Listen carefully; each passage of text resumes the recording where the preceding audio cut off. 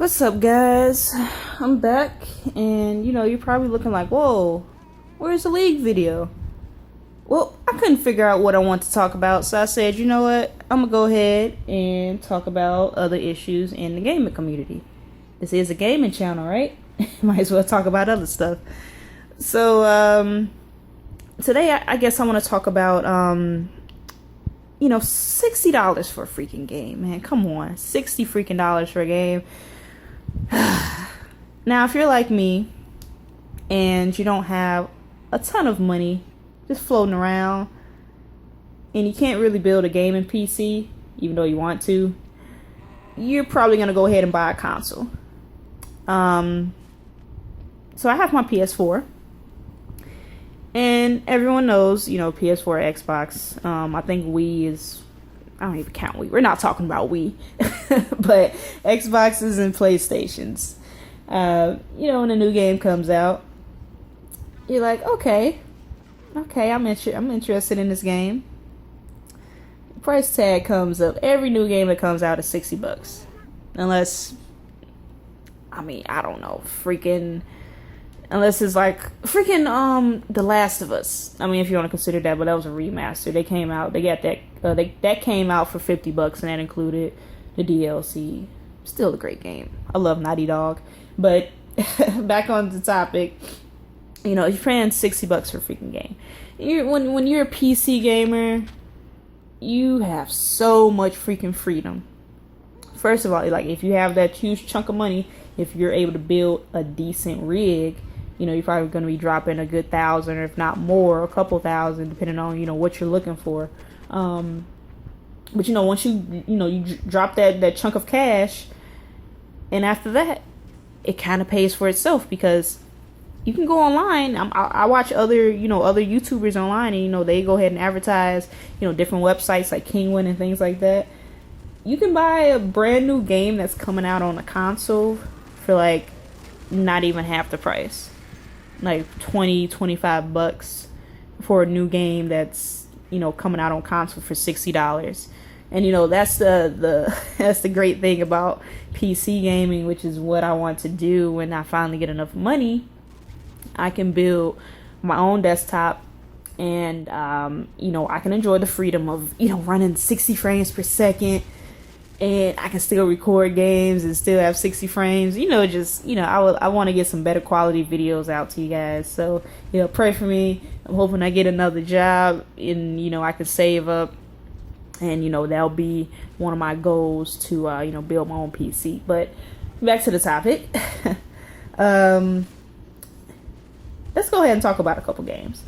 Now, I played the game Until Dawn. That was one of the higher. I wouldn't say, well, it wasn't overhyped. I didn't hear about it until I was watching a YouTuber talk about it. But it's a PlayStation exclusive, if anyone doesn't know. It's a QTE game, so quick time events. There's really no, it's not like a shooter. It's not a freaking puzzle game or driving, whatever. Quick time events. It's pretty much, you're going through the story. Something happens. You have to react fast enough, press a button. In this case, they went ahead and implemented, what did they do? Oh my god, what am I thinking of? I'm sorry. They allowed you to use the touchpad that's on the controller, because not too many games on the PlayStation you have the touchpad. It's just kind of big bulky thing that's in the middle of the controller no one really uses. I'm kind of glad they implemented that. And then you have some sequences where they tell you don't move, and you just gotta hold the controller as still as you can, or else you're gonna die. But I guess you can call this my little review of it. Maybe I should have did a review, but here's my review of Until Dawn, and this is gonna tie in with the main topic beautifully. So, this game, when it came out, was $60. Now, I had a gift card from my birthday, and I said, you know what? I want to buy another game. I don't know what I want, but I'm gonna go buy a game. So I go I ended up going to Target. I'm trying to stay away from GameStop because GameStop's the devil. So I had a Target gift card for my birthday, and I go to Target, and I'm looking around. And it's like, man, it's like nothing. It's nothing really I want. It's just like I don't know. And so I see, I'm like, okay, they got Until Dawn. I've heard some things about it. Like I watched a little bit of gameplay, and I said, you know what? I'm actually into the story. Hey, why not? I just go ahead and go ahead and get it and try it out myself, right? So if you don't know the story of that, you're pretty much, it's you're on a what is it? You're kind of like in a vacation spot. It's like a lodge in winter in the mountains, and you play as all the characters. It's like 8 different friends. You all are up on this lodge, and what seems to be happening is that there's a guy on the loose, attacking your friends and just terrorizing you guys. So, I'm not going to spoil the plot, like, just in case, anyone hasn't played it or wants to play it. But, you play as the 8 different characters. What happens is that, you go ahead and you're going through the game. Like I said, it's QTE. And you play as each character. And your decisions that you do as far as like what you decide to say or which direction you decide to go, it affects, what happens later on. So, I like those types of games. Actually, this is my first game that I played, a QT game that I have played. I watched walkthroughs of Beyond Two Souls and Heavy Rain, even though I didn't get a chance to play them. But, those are types of games that I've seen like I really enjoy. But, pretty much I beat the game in a day. Oh, excuse me, because I bought it after I got off work. I'm trying to think. Let's just say I got home about 7 o'clock. Popped in the game, played it until about maybe 11. Because when I play games, I go like binge. I freaking like just play the shit out of them. Because I'm a story person. I just play the shit out the story until I beat it. So I played up to about 11 o'clock, and I said, okay. Woke up the next morning. I said, okay, I don't have to be in until about 1. So, I might as well play. I freaking beat the game an hour before I had to go to work. And I think I started playing at like maybe 8 or 9 o'clock. So, yeah. I paid $60 for this game. Well, technically I didn't pay $60. I only paid like about $30 because I had my gift card. It's a $25 gift card. But, I freaking beat this game in less than a day. Now, was it worth $60? Hell no. Did I enjoy it? Yes. So what defines a game that's worth the $60? Honestly, it's kind of hard to say because now I've heard things about The Witcher 3. I've kind of tempted to get it, but at the same time, I'm not. I don't know really I really don't know what I want to do with it. I might end up giving it a try. I heard that game is extremely long. I'd rather play a game that's extremely long at $60 than a game that's extremely short and $60. Like The Order, The Order 1886. I wanted that game. That game looked beautiful. I heard it was terribly short, and I decided I'm gonna skip it. I might actually just go and watch a walkthrough of that.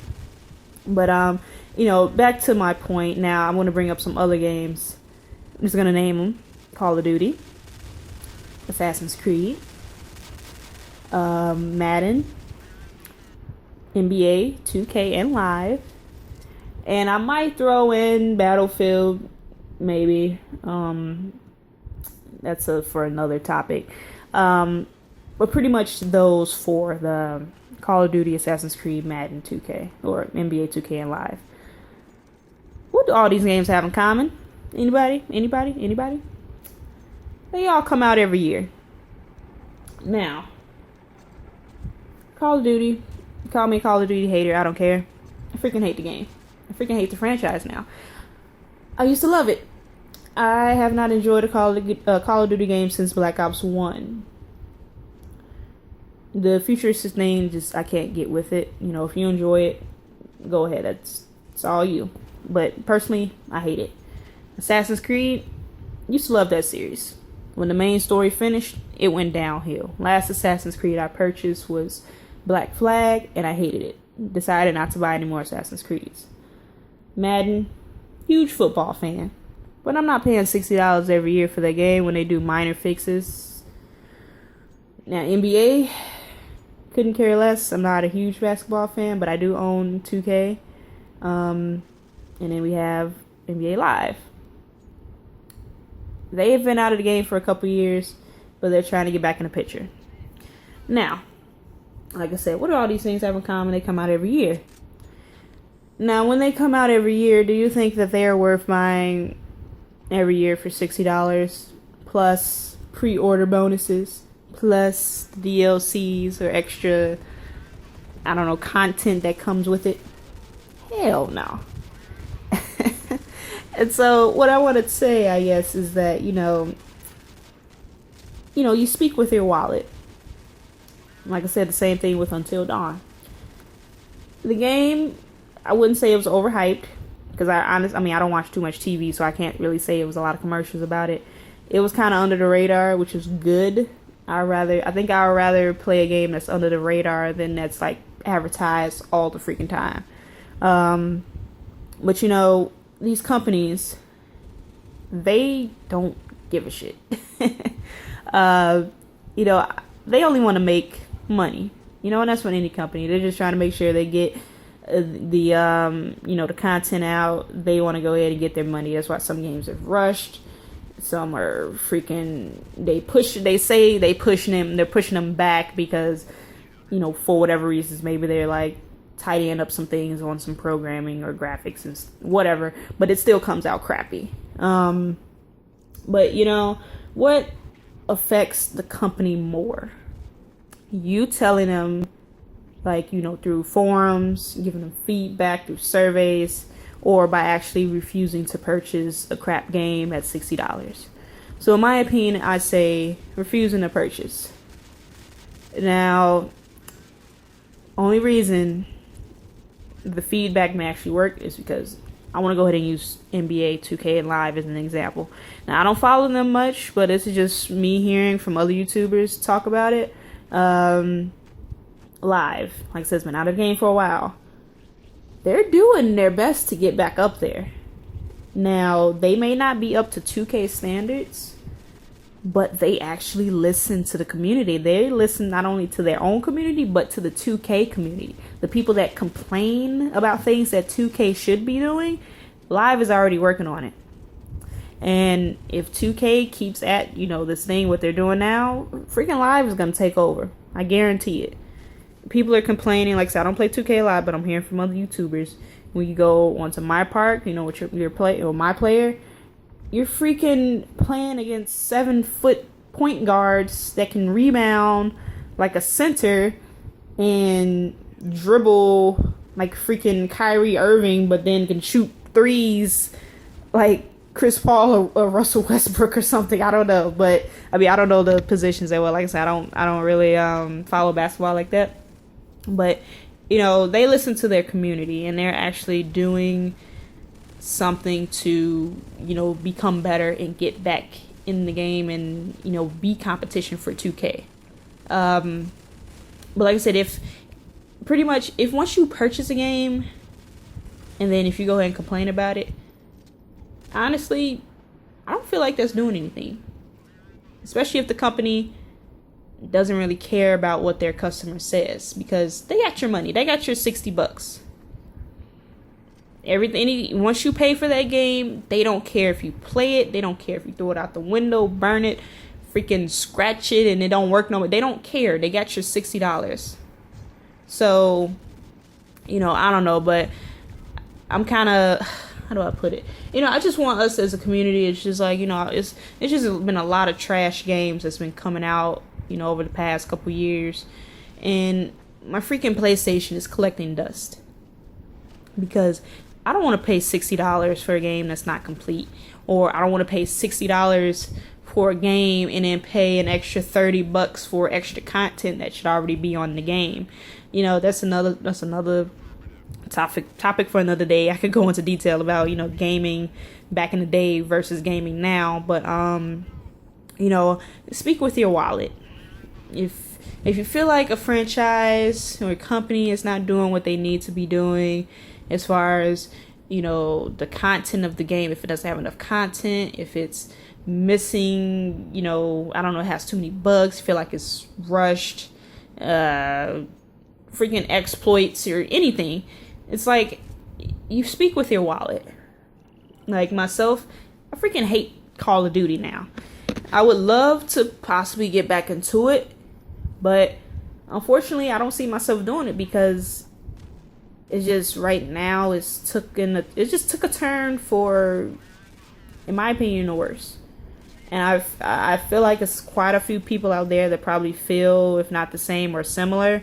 You know, they may not enjoy Call of Duty as much as they used to. They may still play it, but, you know, and I know there's people that still are huge fans of it. You know, I'm not knocking you guys, but, you know, I know there are a lot of people maybe that feel the same way with some of these franchises like Call of Duty, Assassin's Creed, where they're taking a turn for the worse and they don't really listen to the consumer. All they're trying to do is milk the freaking product and get as much money out of it.